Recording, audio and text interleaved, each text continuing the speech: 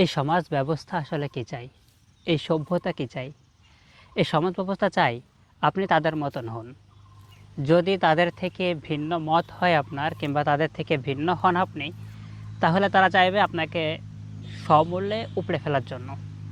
তারা আপনাকে একেবারে নির্মূল করে দিতে চাইবে, নতুবা তারা তাদের থেকে আপনাকে আলাদা করে দিবে।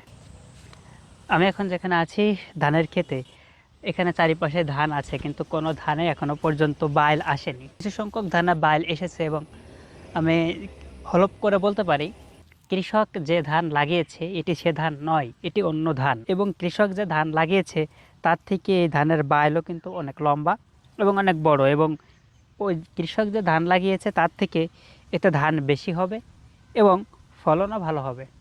কিন্তু তারপরও কৃষক এটাকে এর সাথে রাখতে চাইবে না।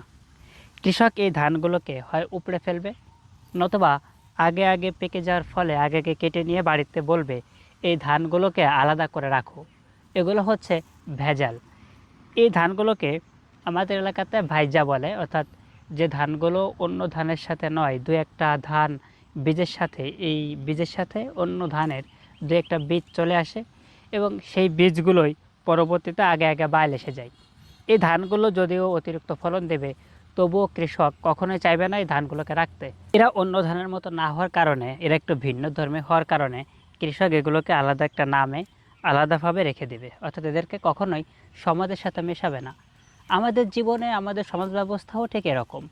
যদি আমরা একটু বিদ্রোহী হতে চাই, একটু বিপ্লবী হতে চাই, সত্যর পথে থাকতে চাই, ধরুন সমাজের সব মানুষ নষ্ট হয়ে গেছে, আপনি একটু অন্যরকম হলেন, একটু বিদ্রোহী হতে চাইলেন, তখন তারা আপনাকে নির্মূল করে দিবে, আপনাকে মেরে ফেলবে, নতুবা পথ থেকে সরিয়ে দেবে।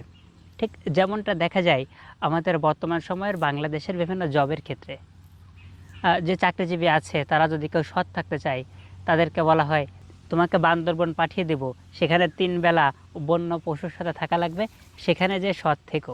অর্থাৎ সবখানে মনে করেন সবাই নষ্ট হয়ে গেছে, আপনি ভালো আছেন, আপনি চাচ্ছেন না নষ্ট হতে, আপনি একটু অন্য ধর্মে আপনি একটু ভিন্ন ধর্মে আচরণ করছেন, তখন সমাজ ব্যবস্থা আপনাকে সরিয়ে দিবে। আপনাকে বলবে হয় আমার পথে ফিরে আসো, তা হয় আমাদের মতো খারাপ হও, না হলে তোমাকে সরিয়ে দিচ্ছি। কারণ মানুষ তার মতের বাহিরের ভিন্ন মতের কাউকে দেখতে চায় না এবং তারা তাদের সাথে চলতেও চায় না।